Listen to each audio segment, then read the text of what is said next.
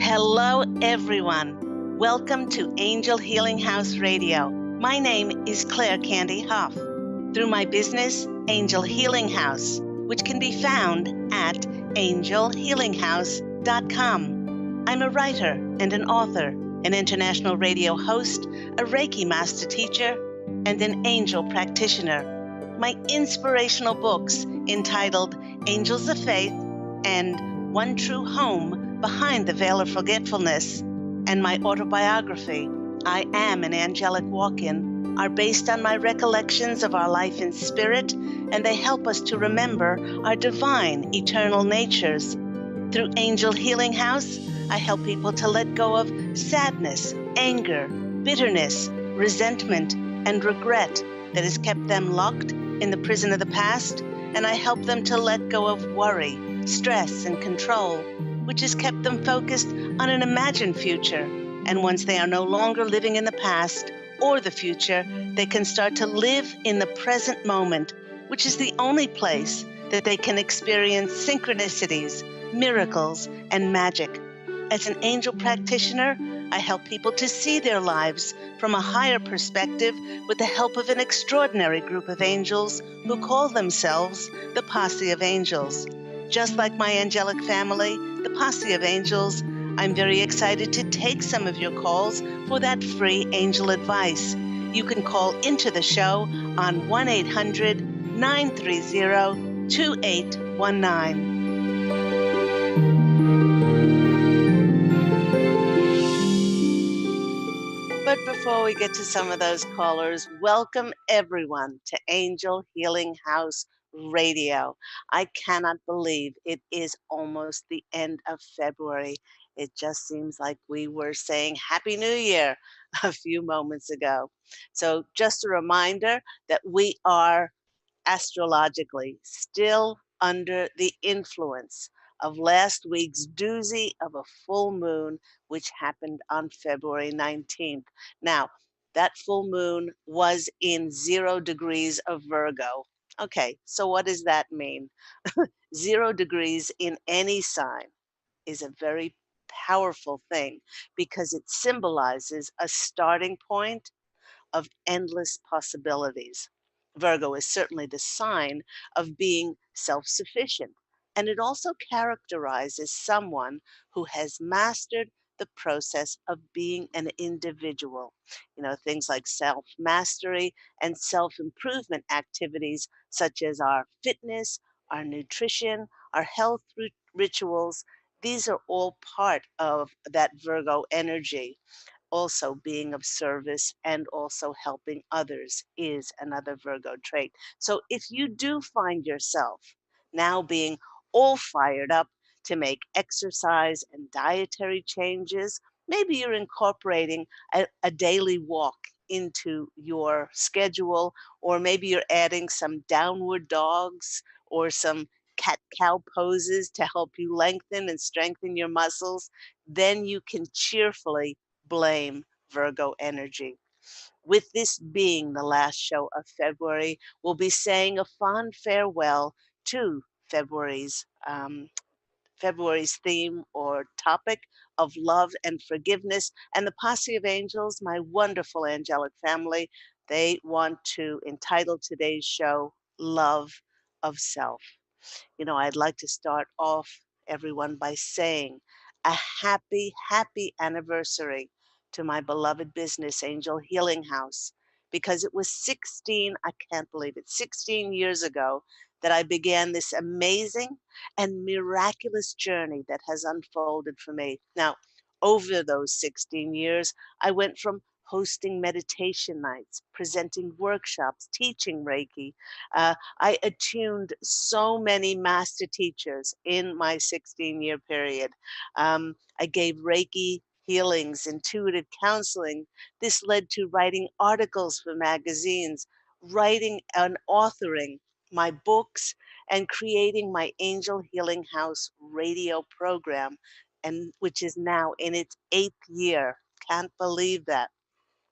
The courage and the faith that I had to create this radio program and go very public sent me out globally and brought back to me people who are really interested in my story, my services, and I've had many, many radio and TV interviews. So when I really do look back at what I created, I can clearly see, it's very clear to me that the most important aspect of why all this has been able to occur for me is my love of self.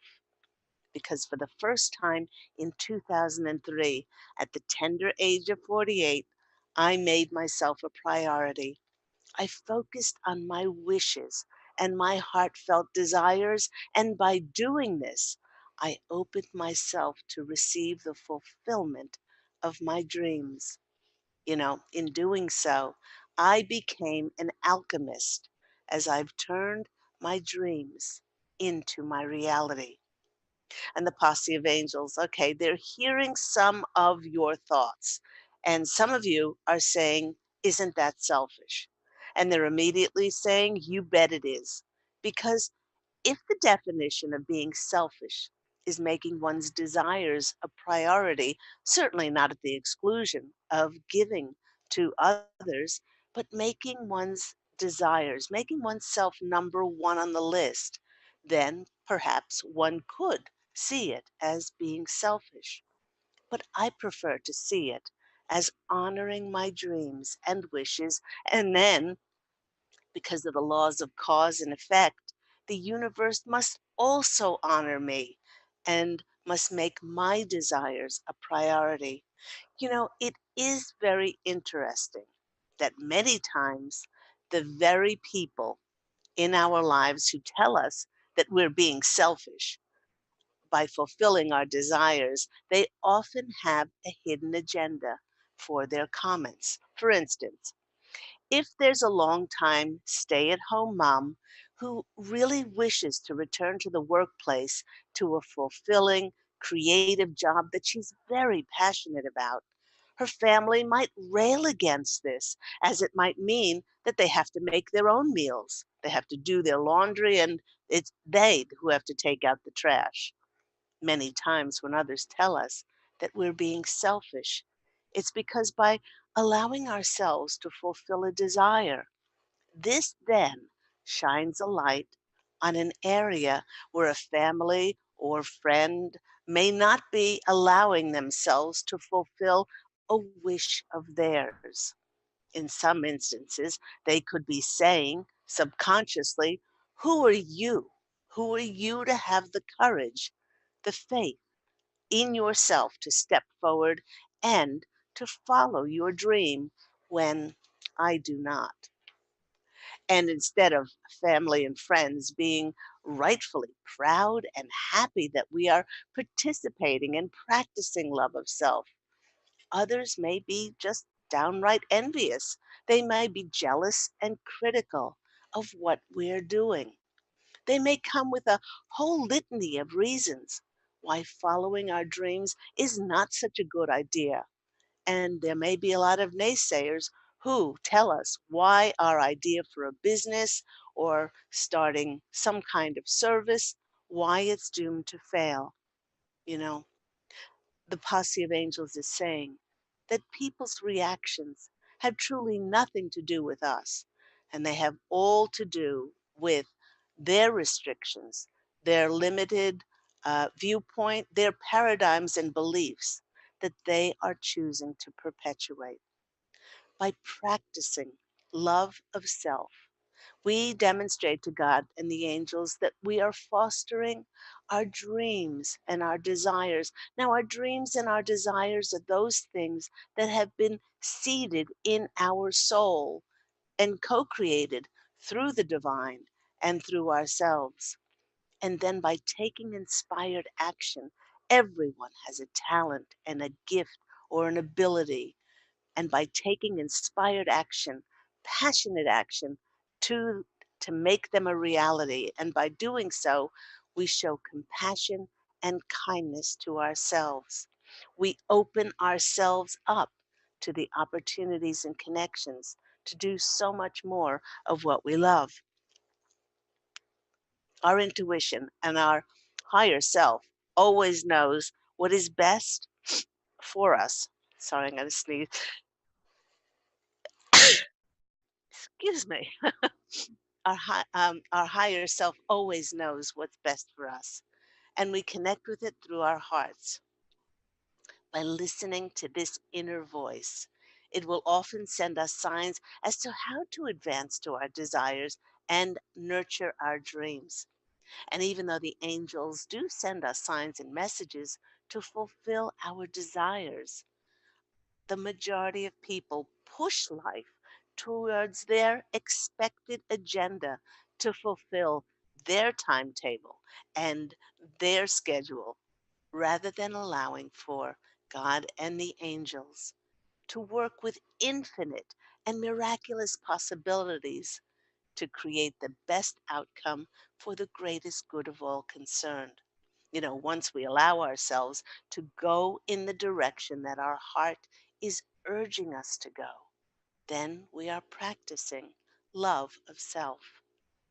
This is not always easy, especially if one tends to be analytical, trying always to figure life out. And many, many times, following our intuition goes counter to logic and will often go against what others think is best for us. One of the most amazing examples of this very topic of practicing love of self and listening to one's heartfelt desires came from a session I had with a client, and his name was, well, it's not his real name, but let's call him Howard. Howard demonstrated a very clear example of the importance of following one's inner voice. Howard was a nurse, and although he had a beautiful heart, he was such a compassionate, sweet man, he desperately wanted to leave nursing. He explained that the heads of the nursing department told the nurses not to spend a great deal of time with the patients because it took them away from doing their important administrative paperwork. Howard said that spending time with the patients was the very reason that he got into nursing in the first place. And now patient care was frowned upon. Yet he had no idea what he was going to do with the rest of his life. When I asked him what he really enjoyed doing in his leisure time, he enthusiastically said that he couldn't wait for his days off because he loved gardening and he loved tending to his fish pond. Although he loved doing this, he added with a sigh that there was also a very, very deep longing within him. When I asked him what this was, he said, I don't know. He said, I just long to go to the mountains and meditate. He said that he'd had this inner voice telling him to go to the mountains and meditate for a long time. And every time he just shut it off by rationalizing that how was he going to make any money living and make a living by meditating? You know, by the way, this is one of the major reasons why people do not follow their intuitions because they want to logically figure out how it's going to add to their bottom line financially, or they want to figure out reasons why they should proceed before taking inspired action. Now, Howard also felt that he would be letting others down if he quit his job as a nurse because he came from a long line of doctors and nurses in his family, and that was the expected profession for him to pursue. I shared with Howard that it's not our role in life to know all the answers. Heck, if we knew all the answers, what is the point of being in the human form in the first place? To truly get in touch with what makes us happy, it is absolutely tantamount to listen to what our heart is telling us. Don't try to figure it out. Listen and take forward inspired action. I told him that he might need to go to the mountains and meditate for several unknown reasons, which would only reveal themselves once he got there. For instance, I said he might meet a romantic soulmate when he was there. Secondly, through silence, he might gain greater clarity and direction for his life.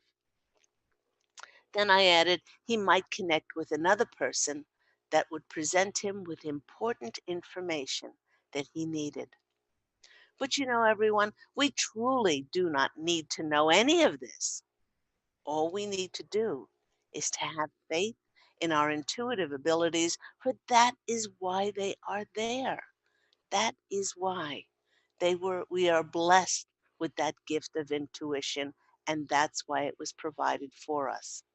When we follow our heart's desires, when we listen to that inner voice, we're always on the path towards our highest potential.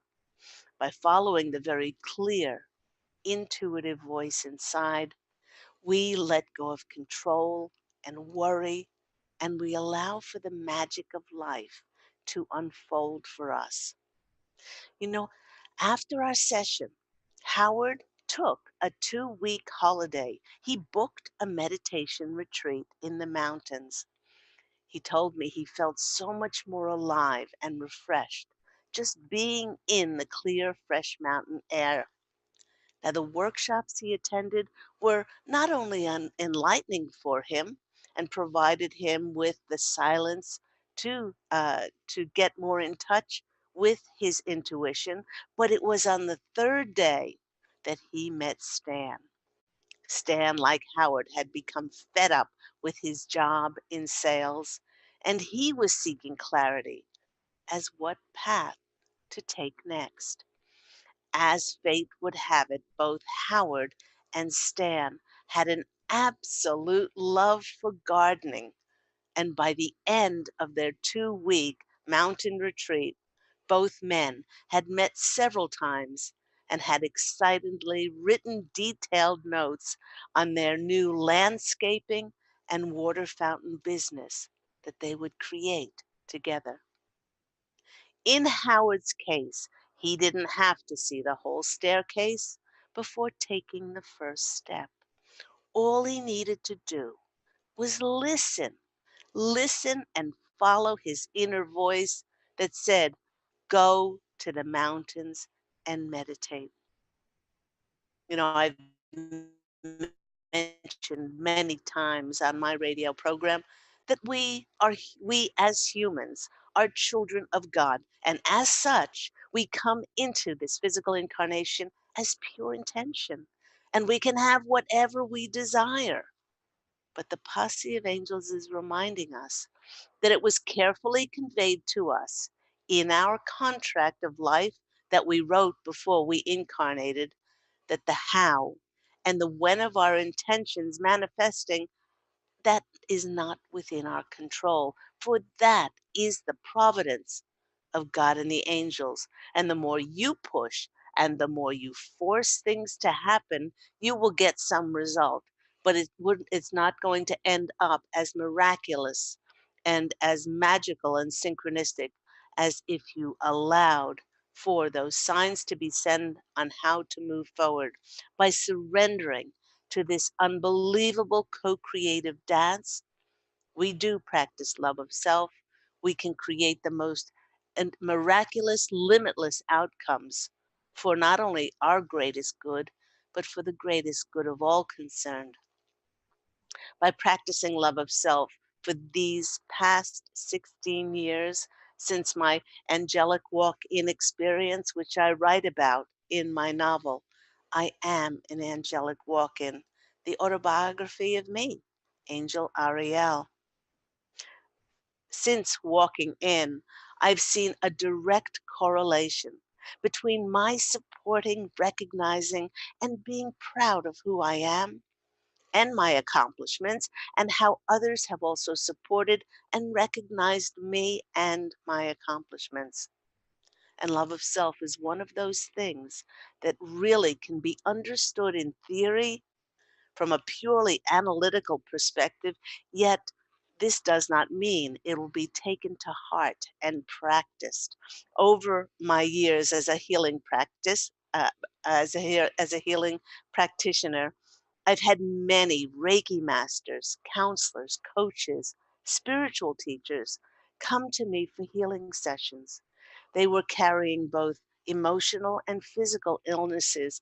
They were tremendous. They were very good at talking the talk about unconditional love and also forgiveness and non judgment.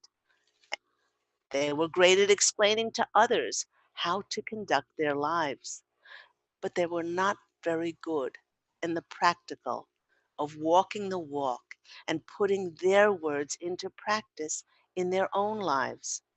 You know, a wonderful example of this came through a client of mine who I had in Australia.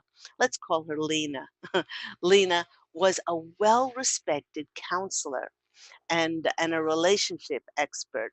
And she came to my healing practice and she complained that her marital relations were absolutely non existent as her husband had lost all interest in her. When I asked her how long she had been experiencing this, she said for 2 years.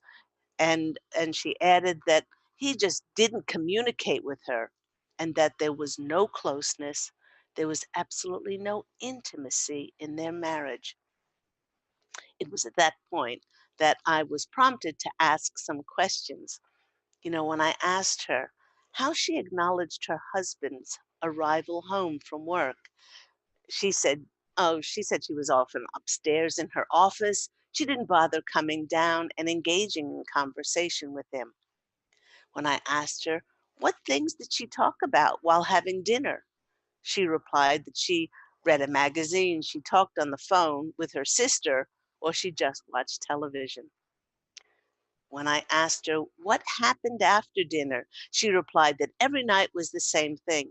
She brought him his coffee into the lounge room as he was sitting on the lounge, and she would take her tea and go sit in the armchair at the opposite end of the room. Then I asked her if they ever did anything together, and she replied that her husband was always nagging her as he loved fishing and camping and had asked her repeatedly to go with him. But she always refused. Now, she later told me, and she confessed that when they were first married, she absolutely loved going on camping excursions with him and sleeping out under the stars. You know, everyone, slowly it started to become very clear that although she was very, very good at counseling others about how to nurture intimacy in relationships, she herself had systematically shut herself off and disconnected from her husband. I pointed out to her that the end result was a disinterested, disconnected husband. I explained that our reality is simply a mere reflection of our choices and behaviors, and these are made as a direct result of the way that we are feeling inside. Carefully retracing what had happened to Lena in the last 2 years, she explained that as a result of a terrible accident within her home, she had damaged her back. Since that day, she had stopped exercising. She'd gained a great deal of weight. Depressed by the weight gain, she stopped putting any effort into her appearance. In this saddened state, she lost all interest and had stopped pursuing her creative hobbies, which had previously given her so much joy. In her distraught state, she completely disconnected from who she was and basically stopped loving herself. I saw that her lack of intimacy or love with her husband was simply a lack of intimacy or love with herself. When I asked her to be completely honest, she said that her husband had been extremely helpful, supportive, and loving after she had her accident. She finally saw that it had been her actions that had created this divide between the two of them. By concentrating on herself, by practicing love of self, she slowly honored her health and began to lose the weight. Now, at the same time, she renewed her passion in her hobbies and she felt so much better for it. And as a result of the changes that she made in her life, she regained intimacy with herself. She was a much happier person, more engaging. And then, as a result of that, she had a much happier and engaging and intimate husband. Everyone, practicing love of self and incorporating it into your daily life is so important because by doing so, you will then produce a beautiful reality full of love. You have been listening to me, Claire Candy Hough. When we come back, we'll be taking some of your calls for those free angel readings with myself and my wonderful angelic family, the Posse of Angels. If you want to call in for a free angel reading, do call in on 1-800-930-2819. We'll see you after this quick break.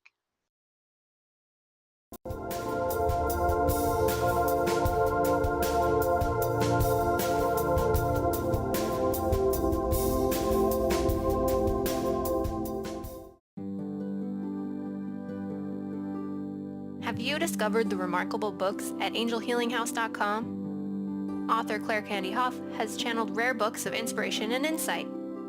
Angels of Faith is an inspiring story of healing, comfort, and hope that reminds us that death is not to be feared, but embraced with joy. One True Home, Behind the Veil of Forgetfulness takes readers on a roller coaster ride through Angel Ariel's 5 most important lives on Earth, as well as her experiences in the afterlife, and helps us remember our own journey across the veil. And Claire Candy's autobiography, I Am an Angelic Walk-In, which details the 2003 soul exchange that took place when Claire Candy walked out of her body and Angel Ariel walked in, creating heaven on earth for herself and others. To find out more about these wonderful books, visit angelhealinghouse.com today.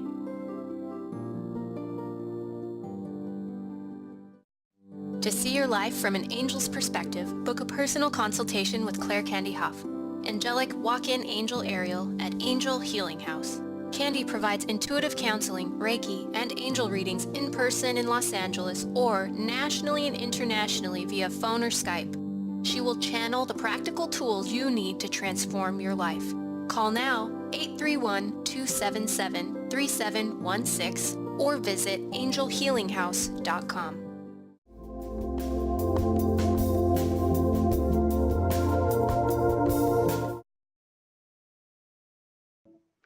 Hello, everyone. You're back with me, Claire Candy Hough, on Angel Healing House Radio.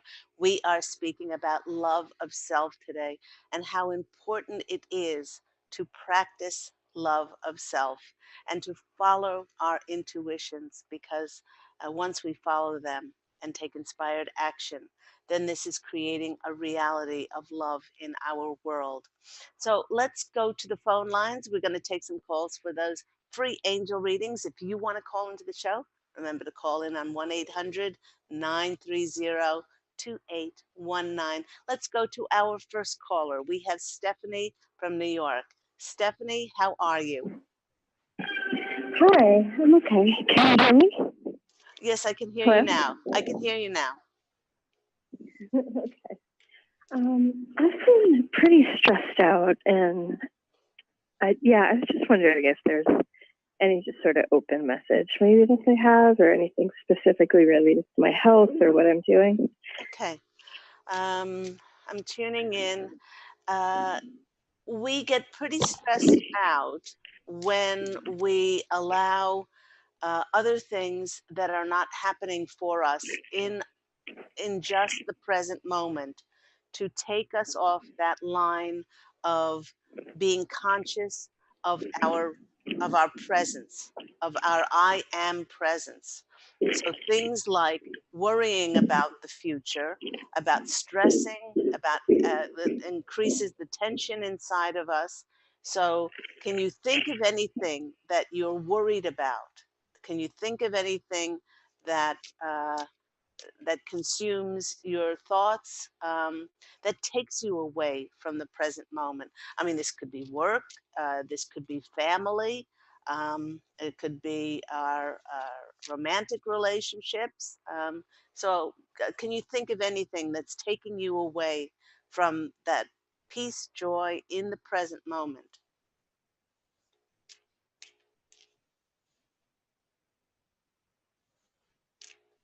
Hello, Stephanie? Oh, sorry, I accidentally muted. Sorry. One of the things that I worry about is my health and if I'm doing the right thing with the steps I'm taking, or if I should be doing something else. And if I'm, yeah, so I guess that's sort of this preoccupying thing that can take me away. And, just if my future will work out and stuff like Okay. that. Okay. Now, when you say the future working out, and then we'll go back to the health, our future is only determined by what we do in the present moment. So if we put all of our focus and attention on our joy, on our peace, on doing the best we can. Now that's really important. Doing the best we can in the present moment, then our future will turn out the best it can. Because it's not we can't create a future without putting our attention on, well, we can actually, we can create a future that we're not consciously creating, but that's the word that they want to use. Be conscious in What? the present moment about what you're creating. Okay. Okay. Yeah. So yeah, because the future is only created by what you've created in the present moment. So those words are going to be really important for you, Stephanie. I am doing, every time it's a default program that we have about worrying and stressing. So every time you go to that, stop yourself and say, I am doing the best I can with um, with with what I know in the present. I'm doing the best I can. I can't do any better than I'm doing now. And you can say, angels, please show me signs if there's anything else that I need to know now. And if you don't get a sign, and I've said this many times before, if you don't get a sign, not now doesn't mean not ever. So if a sign is not given to you, it may not be the right timing for it, and so they don't send you a sign. Because when we're given signs, um, maybe it's for us to take inspired action, because then that will lead to something. So why send you a sign when it's not the right timing for you to act on it? So remember, Okay. remember those words. And they want you to know, Stephanie, you're doing the best you can. There's nothing else. Now, that might change in the next 5 minutes, because you might read an article. You might read an article about a new procedure, or a new doctor may, cross your radar screen, or somebody, you might overhear a conversation, or goodness knows what. And then you'll be open, and then you'll be able to take action towards that. But with what you've been given in the present moment, they're saying, look back over your track record of your health. You've done a really good job. It's not like you've been neglectful in any areas. You've, Yeah, I guess because I keep getting these health issues, it makes me feel like I must be. I see. Even Mhm. Go on. I mean, they tend to be staged early. but they keep happening, which is kind of unusual for my age. Right. And so that makes me wonder and question what I know and what I'm doing. Right. Right. Well, also, I know that this full moon that we had is causing, and I'm just getting shivers all over. It's causing all of those things that we still haven't fully addressed yet to be brought to the fore. I had a friend of mine say, "Oh, I heard about this person uh, having this ailment, and that person having this ailment, and then I haven't heard from this person in a long while." And it seems like it's coming to the fore because we really have to deal with those things. So it would be good for you to. I don't know if you have the book. You Can Heal Your Life by Louise Hay. Do you know that book? Yeah, I do. Okay. Yeah. So if you haven't done this already, please do look up her take on where the uh, emotion behind the physical is. For instance, a lot of thyroid issues are. This is the area about loving ourselves. Um, um, the I throat think with is. cancer, it's deep hurt or resentment. Yes, yes, those are the two areas. And the more that we can um, take that resentment and say to ourselves, I contracted for that person to be in my life. I contracted for that person to be exactly like they are. I wrote their contrasting characteristics. I wrote for them to be, you know, uh, you know, just the way they are, even if it was abusive, because we have no idea what we've done in a past incarnation um, in order to bring that karma around. So we can't resent somebody who we fully grasp that we wrote them into our contracts, and we wrote their contrasting characteristics into our contract as well. And then we thank them for being there and teaching us lessons in tolerance and acceptance and patience and forgiveness, which are really sometimes very, very difficult lessons to learn. And then we bless them. This is all releasing any resentment we have, or any bitterness or regret or any of those feelings. And then we open up to send that person, as I've said before, green healing light and pink unconditional love. Um, Yeah, that's I the way. feel a lot Get of that, and I feel a lot of love for them. right, And that's a big part of my conflict is that they hurt me all the time, but I just feel this love and longing. I don't really feel the resentment. hmm hmm And I do send them energy, and I dream about them, and then I wake up and it's sad because in my dreams we're getting along or we're spending time together, and then I wake up to a different reality. Well, But no one. Just let me say, Stephanie, that no one can hurt us. We choose to hurt ourselves. No one can make us angry. No one can make us anything, because it is that detachment and that full knowing that what another person does or says has nothing to do with us. Two people can have the same experience. One can see that as a blessing, and one can choose to see it as a tragedy. 30 people can witness an incident, and you'll have 30 different perspectives on it. So yeah, I it's understand that. important. I think it's more about just the sadness or the loss of something, and I guess it feels like hurt.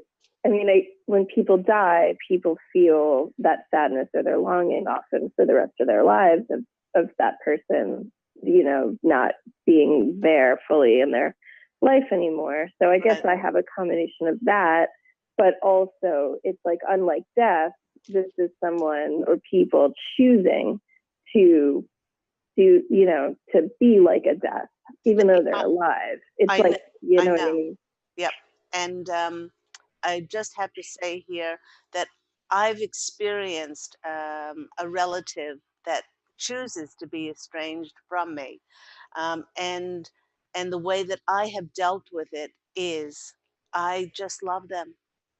I haven't spoken to them in, I think it's 9 years. They choose to be estranged for whatever reason, and that's fine. And I bless them. I haven't spoken with them, but the way I deal with it is love never dies. And I love them. And in my prayers, I wish them well and I send them that healing. And uh, and I don't see it as losing them. I see it as their choice, but it doesn't stop me from loving them. And that's the way love is the answer.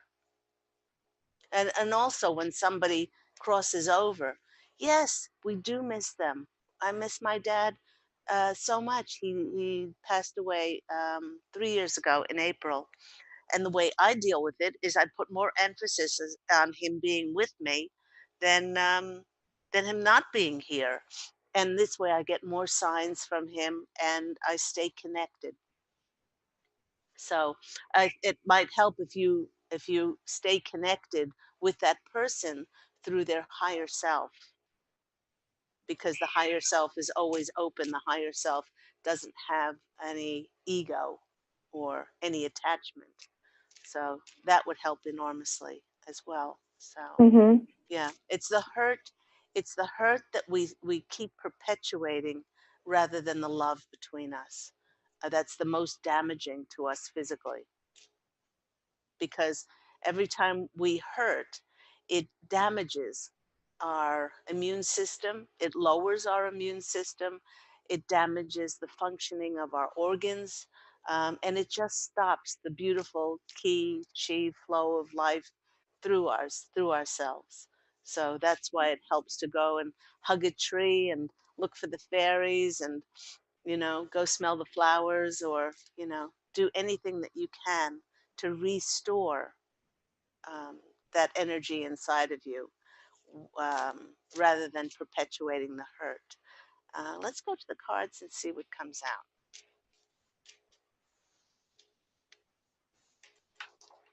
But you're doing a wonderful job with your health.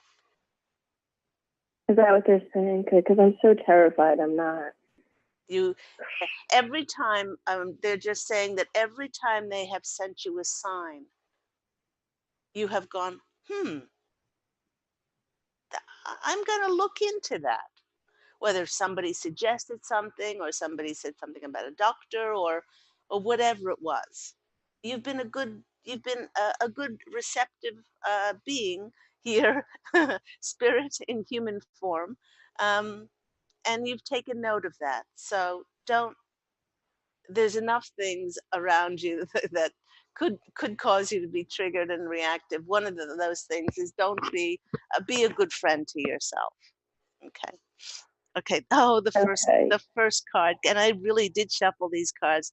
The first card comes out for you is a wish card. And the why they're saying the wish card came out for you, Stephanie, is really for you to put more emphasis on your blessings, on those things that you do have, you know, that you are able to access, that you have been able to do, rather than putting on, you know, those things that still haven't been done yet. If you were to make a wish, what would that wish be? Mm-hmm.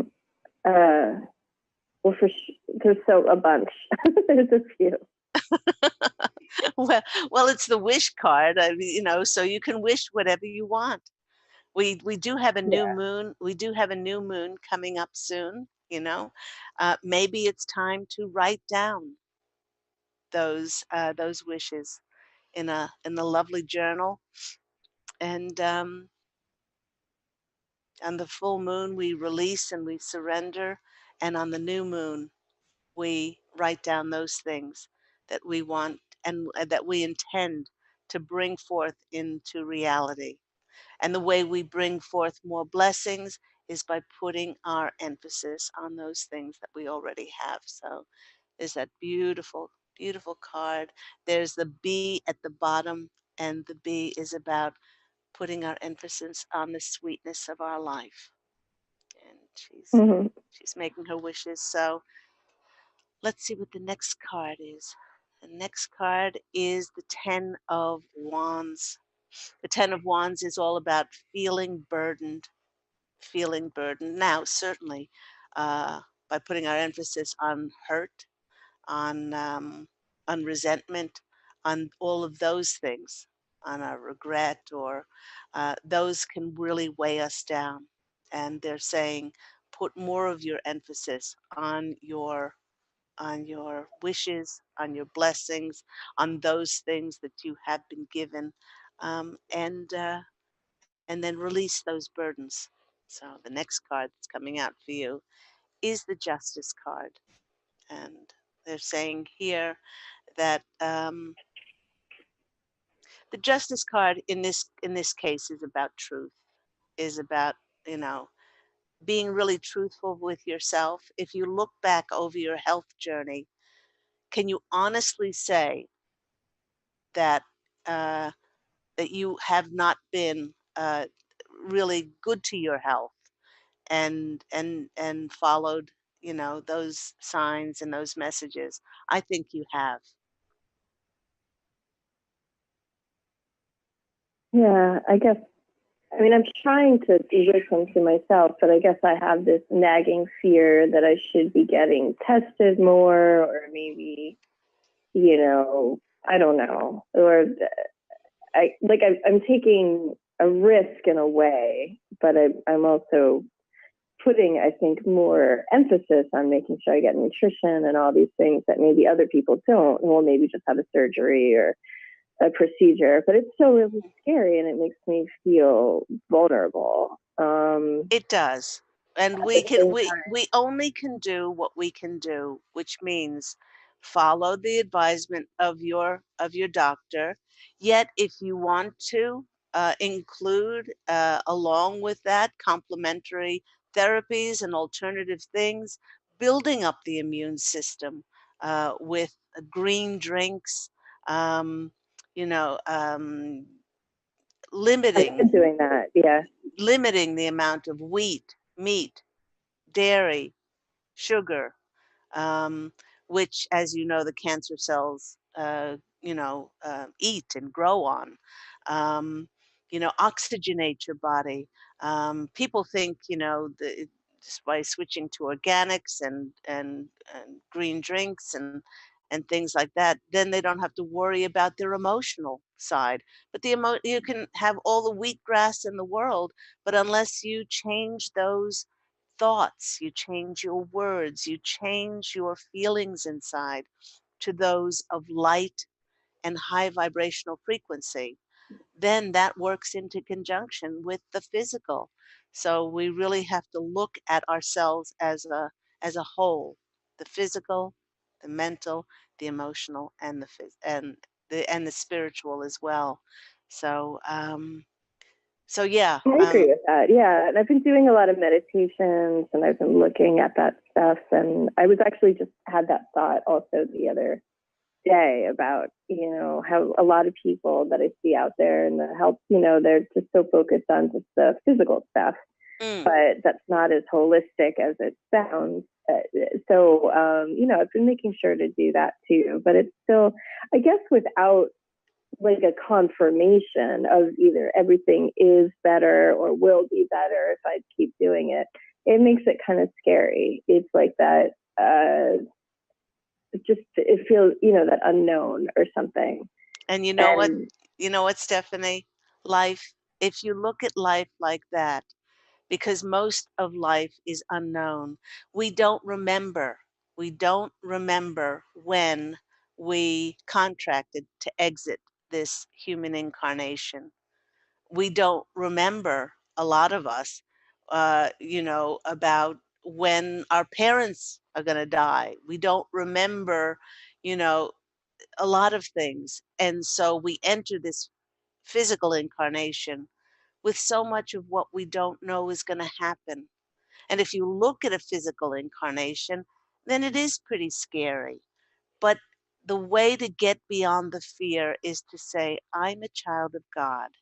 I am more loved and adored and cherished than I can possibly ever imagine.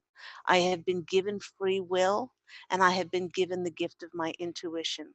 I will do the best that I can through my actions, my words. I will make them positive and kind, and uh, and then I leave the rest up to the divine.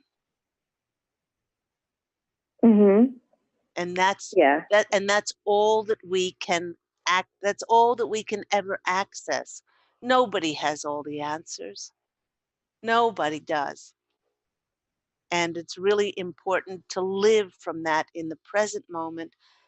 Do the best you can, which you are doing the best you can, and leave the rest up to the divine.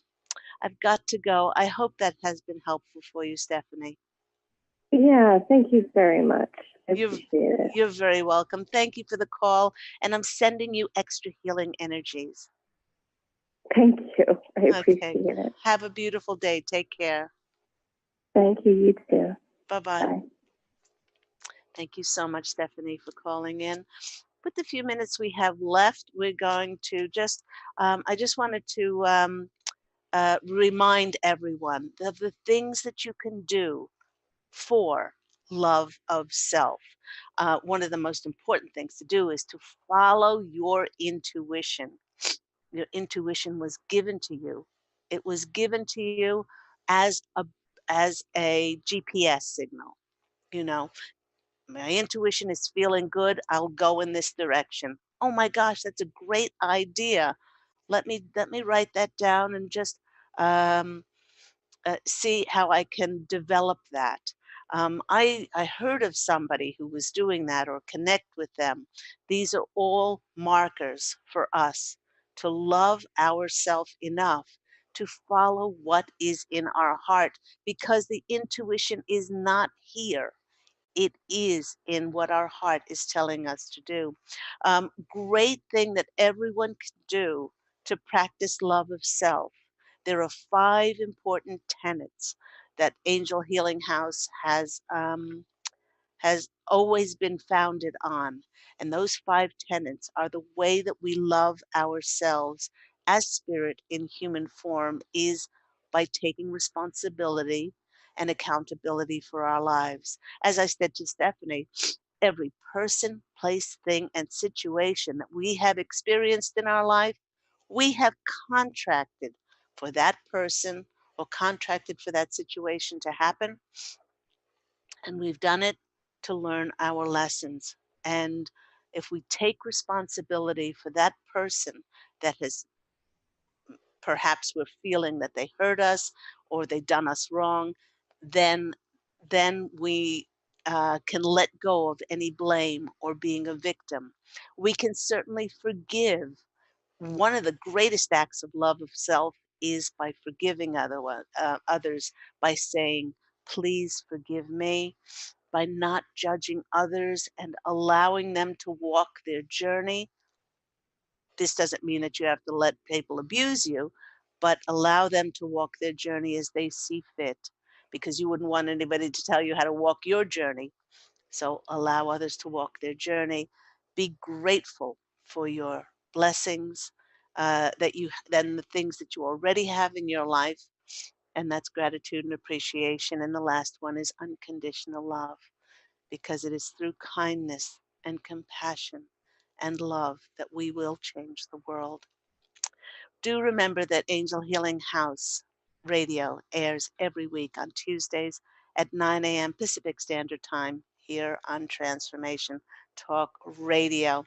If you want to find out more information about my books, I am an angelic walk-in. I am the autobiography of Angel Ariel, and this is the sequel to One True Home, Behind the Veil of Forgetfulness. This is the book about my past lives, and what the heck did I do in between those past lives when I was in heaven? And the glorious Angels of Faith, based on my two near death experiences. There also is a beautiful meditation CD, Letting Go of Concerns and Living in the Now. You can go to my website, which is angelhealinghouse.com. And remember, everyone, do, do put your emphasis on fashioning an absolutely beautiful life for yourself in the present moment, because that's all we have. I'm sending you love and angel blessings, and I do look so forward to speaking with you again next week. Take care, everyone. Bye.